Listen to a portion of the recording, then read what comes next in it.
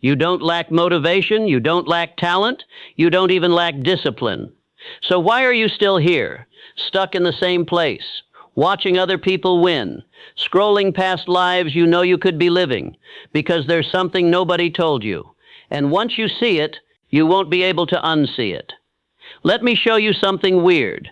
Two people start at the exact same place, same background, same opportunities, same resources. At first, they look identical. Same habits, same goals, same energy. But fast forward 5 years, one of them is living a completely different life, not slightly better, unrecognizable, money, freedom, confidence, control, and the other, still planning, still figuring things out, still waiting for the right moment. Now here's the uncomfortable question. What happened in those 5 years? Was it luck? Was it connections? Was it intelligence? That's what most people think. But that's not what actually happened, not even close. Because the real difference is something most people actively avoid, something that feels uncomfortable, almost unhealthy. And that's why almost nobody reaches the 1%. Not because it's impossible, but because it demands something most people aren't willing to give. Or worse, something they've been told is bad. Think about this. You've probably heard it your whole life. Don't get too obsessed. Balance is important. Don't overdo it. Sounds reasonable, right? It's not. In fact, that advice might be the exact reason you're stuck. But here's where it gets strange. Because the people who actually make it, the ones you admire, the ones you secretly compare yourself to, they don't follow that advice, not even a little. And when you look closely, you'll notice a pattern, a dangerous one, a pattern that most people miss. But before we get there, I need to ask you something. Be honest. Have you ever felt this? You start something new. You're excited, motivated, locked in. For a few days, maybe even weeks, you feel unstoppable. And then something fades. You slow down. You hesitate. You start overthinking. And eventually, you stop. Not because you wanted to, but because something inside you just let go. Why does that happen? Why does that always happen? And more importantly, why doesn't it happen to them? Because there's a hidden force at play, a force that decides who keeps going and who quietly disappears. And once you understand it, you'll realize something slightly terrifying. You've been operating at a fraction of your actual potential, not 80%, not 50%, closer to 10. But here's the part nobody warns you about. Unlocking the other 90% comes with a cost, a real one. And most people, the moment they feel that cost, they back away. They tell themselves, this isn't healthy, this isn't sustainable, this isn't me. And just like that, they lose. But the 1%, they lean into it hard, almost obsessively, and that changes everything. So the real question isn't, do you want success? It's this. Are you willing to become the kind of person who gets it? Because those are two very different things. And in this video, we're going to break that difference open, layer by layer, until you see exactly what separates the 1% from everyone else. But first, you need to understand why almost everyone fails before they even begin. And it's not what you think. Not even close. Here's the part nobody wants to admit. Most people don't fail because they're lazy. They fail because they're normal. And that sounds harmless until you realize what normal actually means.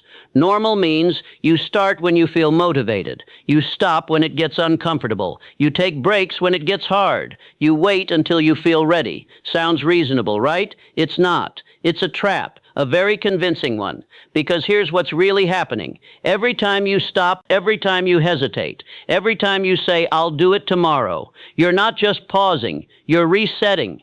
Back to zero, again and again and again. But here's the weird part. You don't feel it happening. There's no alarm, no warning, just a slow drift back into comfort, back into distractions, back into the life you said you didn't want. And this is where it gets dangerous, because your brain starts to protect this pattern. It tells you stories, convincing ones. I just need more time. I need a better plan. I'm waiting for the right moment. But almost nobody notices this.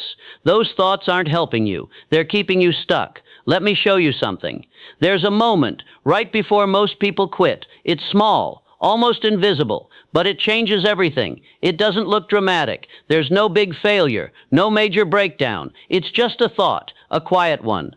Maybe this isn't for me. And the second that thought feels true, it's over. But here's what's crazy. The 1% have that same thought, same doubt, same hesitation, same internal voice.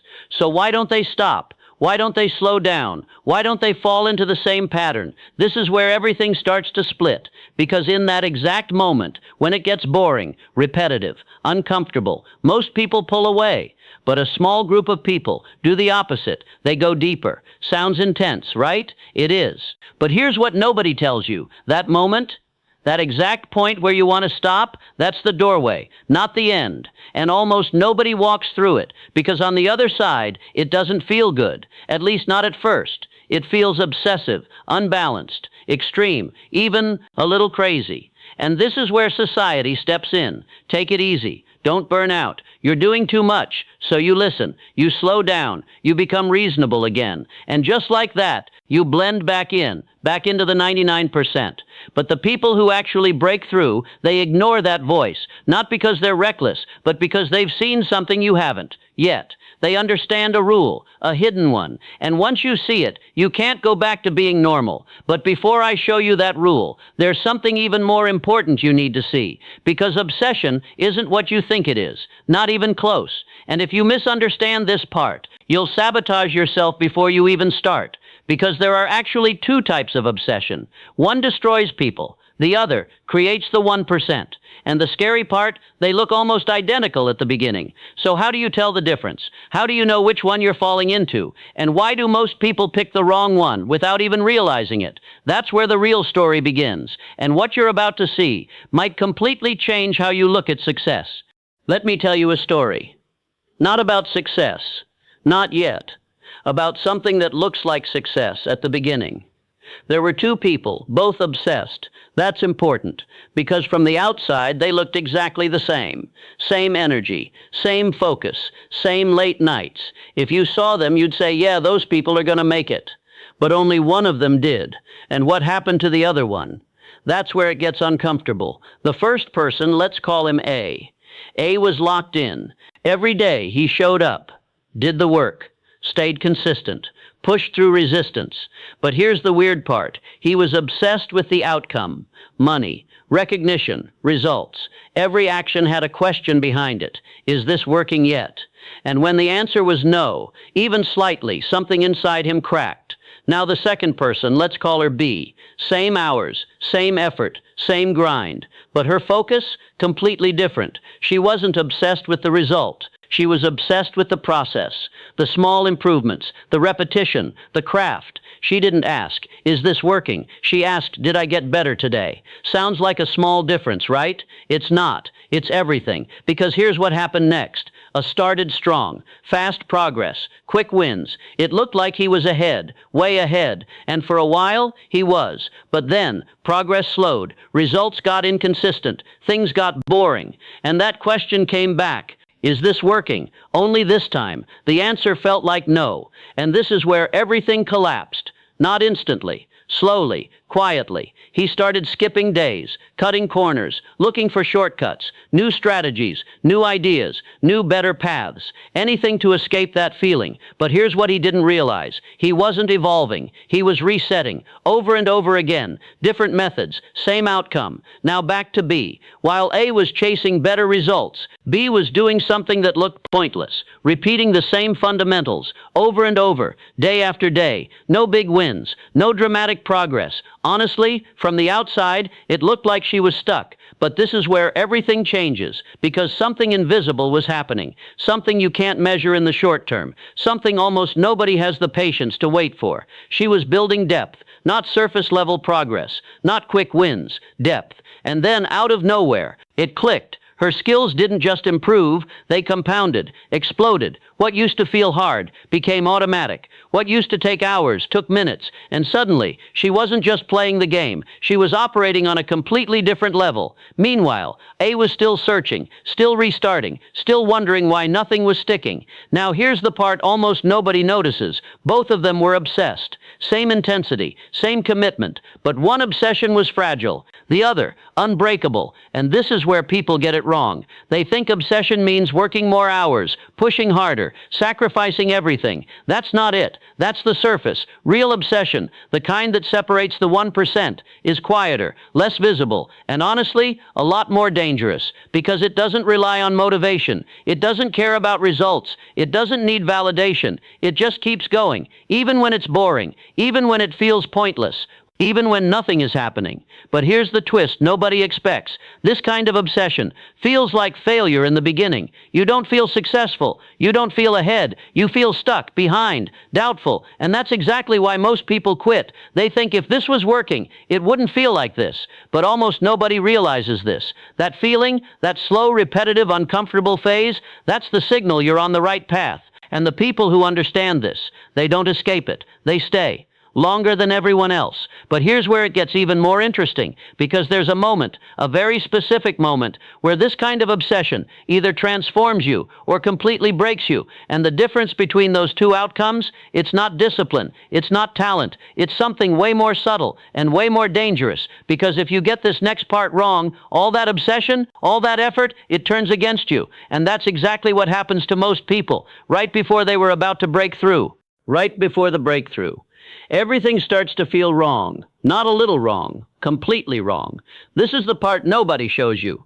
Not on social media, not in interviews, not in those success stories, because if they did, it wouldn't look inspiring, it would look unstable. You wake up tired. You question everything. Progress feels invisible, and that voice gets louder. Maybe this isn't working, but here's the twist. This isn't the danger. This is the test. Because at this exact moment, most people make a decision that feels smart, but destroys everything. They try to fix the feeling. They step back. They slow down. They rebalance. They tell themselves, I just need a break. Sounds healthy, right? It's not. Not here. Not at this stage. Because what they don't understand is this. They weren't tired from doing too much. They were tired from being too close. Let that sink in. You felt this before. You were working on something locked in, focused, and then suddenly, resistance spikes, doubt increases, everything feels heavier, and you interpret that as a sign to stop. But almost nobody notices this, that spike, that discomfort, that mental friction. It only shows up when you're about to cross a threshold. Think about it. If you were completely off track, would it feel that intense? No. It would feel easy to quit, easy to walk away. But when you're close, really close, that's when your brain fights back the hardest. And this is where the 1% separate, not by working harder, but by interpreting this moment differently. Where most people see something's wrong, they see this is it. And instead of pulling away, they lean in even more. But here's where it gets dangerous, because this is the point where obsession can flip. Completely. Remember those two types of obsession. This is where they divide. The destructive one starts chasing relief. It wants to feel better. It wants certainty. It wants quick validation. So it jumps from one thing to another, from one idea to the next, always moving, but never arriving. The powerful one, it does something almost irrational. It stays, even when it doesn't feel rewarding, even when there's no proof, even when everything inside you is saying stop. And this is where people misunderstand the 1%. They think they're just more disciplined. They're just built different.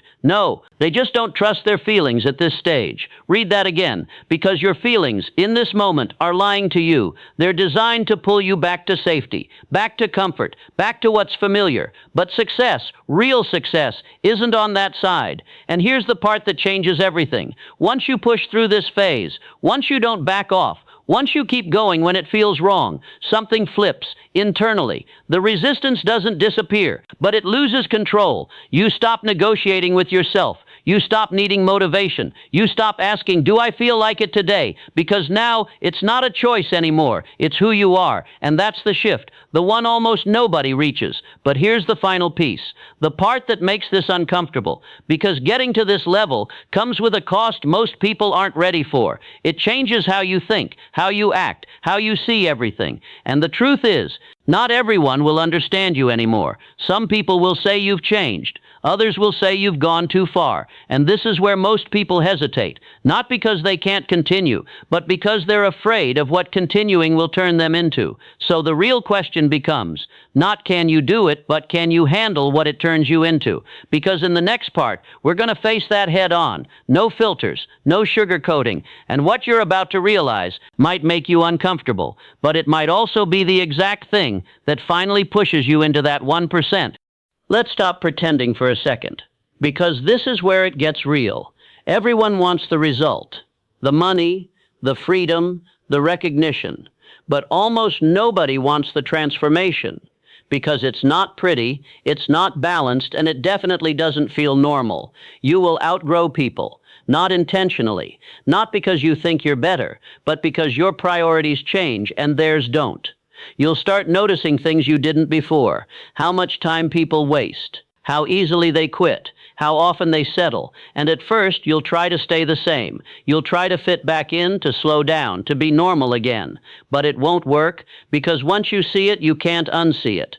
And this is where the internal conflict begins, a real one. Part of you wants growth, expansion, progress, more, but another part wants comfort, familiarity, approval, ease, and you get stuck in between, not fully moving forward, but no longer able to go back. That feeling, that tension, that quiet frustration you can't explain, that's the price. And this is where most people fold, not because they're weak, but because they misunderstand what's happening. They think this isn't me anymore, I'm losing myself, this feels wrong. But almost nobody realizes this. You're not losing yourself, you're meeting yourself. For the first time, the version of you that doesn't need motivation, that doesn't wait for permission, that doesn't stop when it gets uncomfortable. But here's the uncomfortable truth. That version of you, it comes with trade-offs. You might feel alone sometimes, even in a room full of people. You might feel misunderstood, like you're operating on a different frequency. You might even question if it's worth it. And this is the moment that decides everything. Not the grind, not the effort, not the strategy. This moment, right here. Because now, it's not about what you're doing anymore. It's about who you're becoming. And most people, they hesitate. They try to negotiate. They tell themselves, I'll go all in, but not too much. I'll stay focused, but keep balance. But here's the truth nobody wants to hear. You don't reach the 1% with half commitment. It requires a level of focus that feels extreme to average people, not because it is extreme, but because they've never experienced it. And this is where obsession becomes clarity, not chaotic, not emotional, not desperate. Clear. You know what matters. You know what doesn't. You stop wasting energy on things that don't move you forward. And suddenly, your life simplifies. Fewer distractions, fewer doubts, fewer decisions, just direction. But here's the final twist, the thing that changes everything. At this level, you're not chasing success anymore. Success starts chasing you. Opportunities show up. People notice. Things start aligning. And from the outside, it looks like luck, like timing, like things just worked out. But you know the truth. They didn't see the phase where nothing was happening. They didn't see the doubt, the repetition, the internal battles. They only saw the result. And this is why the gap keeps growing between the 1% and everyone else. Because most people quit in the phase that creates the outcome. But you didn't. Or at least now you understand what it takes not to. And in the final part, we're going to bring everything together. No more pieces, no more fragments. Just one clear truth that will either change how you operate forever or confirm exactly why most people never make it. So here we are, at the point most people never reach. Not because it's hidden, but because they stop just before they see it. Let's go back to the question we started with. What actually separates the 1% from everyone else? It's not talent, it's not intelligence, it's not even discipline. It's this. They don't stop when it stops feeling good. That's it. Simple, but not easy, because everything you've been taught, everything that feels natural, tells you to do the opposite. When it gets uncomfortable, pause. When it gets boring, switch. When it gets hard, reconsider. But the 1%, they've trained themselves to see that moment differently. When it gets uncomfortable, they lock in. When it gets boring, they go deeper. When it gets hard, they stay longer. And over time, that creates something unstoppable.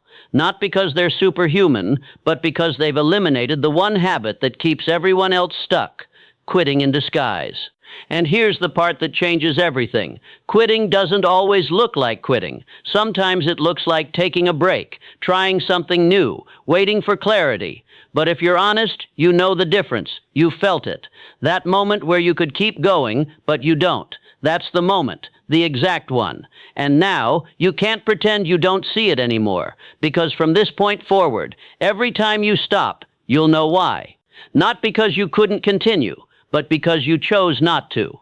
And that's where responsibility kicks in. Not pressure, not guilt. Responsibility. Because now you understand the game. And once you understand the game, you have two choices. You can go back to normal, back to comfort, back to starting and stopping. Or you can lean into that edge, that uncomfortable, repetitive, quiet phase where nothing feels like it's happening. Because now you know. That's exactly where everything is happening. And here's the truth most people will never accept. You don't become the 1% by doing extraordinary things once. You become the 1% by doing ordinary things, long after it stops feeling exciting. That's the whole game. Not flashy, not glamorous, but brutally effective. So the next time you feel that resistance, that boredom, that voice telling you to stop, don't fight it. Don't run from it. Recognize it, because that's the doorway.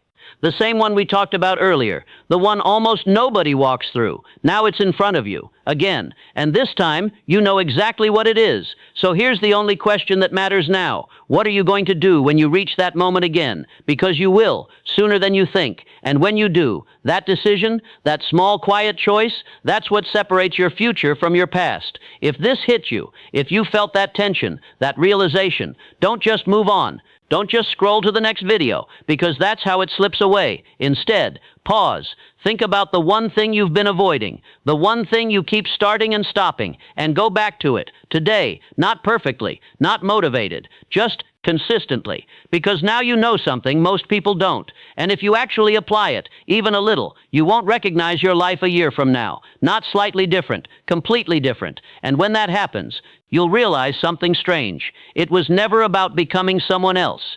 It was about finally becoming the version of you that never stopped.